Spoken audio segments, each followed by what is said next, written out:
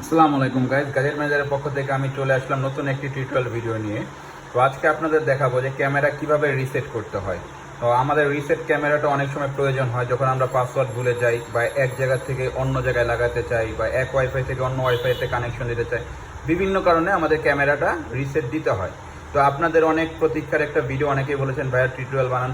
তো আমি টিউটোরিয়াল ভিডিওটা বানাচ্ছি। আপনারা আজকে দেখাবো যে বাল্ব ক্যামেরা আপনারা কিভাবে রিসেট করবেন।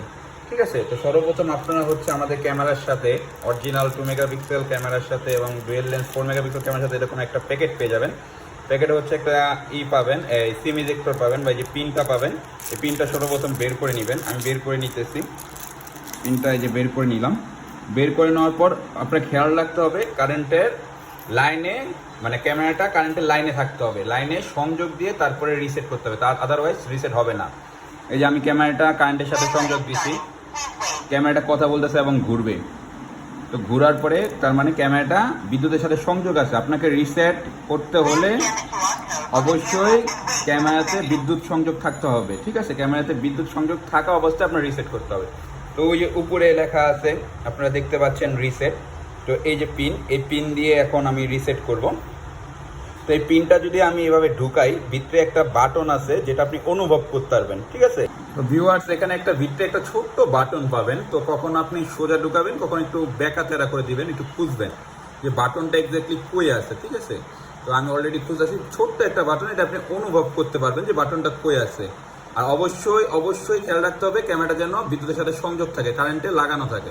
আমি হয়তো বাটনটা পেয়ে গেছি, হ্যাঁ পাইছি। এটা আমি আলতো করে 5-10 সেকেন্ড ধরে রাখবো, যতক্ষণ না ক্যামেরা বলবে রিসেট রানিং। দেখছেন ক্যামেরাটা কিন্তু বলছি reset completed, camera is running. এখন ক্যামেরাটা ঘুরবে চারপাশে। ঠিক আছে, ক্যামেরাটা চারপাশে ঘুরবে, সেই পর্যন্ত অপেক্ষা করব।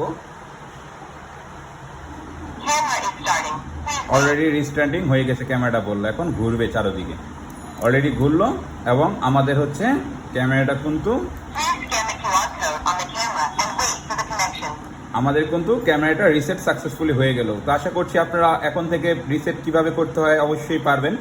তো যখন আমরা রিসেট দিতে বলবো তখন ঠিক এইভাবে রিসেট দিয়ে আপনি নতুন করে ক্যামেরাটা পুনরায় নতুনভাবে নতুন মোবাইলে বা যে কোনোভাবে সেট আপ করতে পারবেন।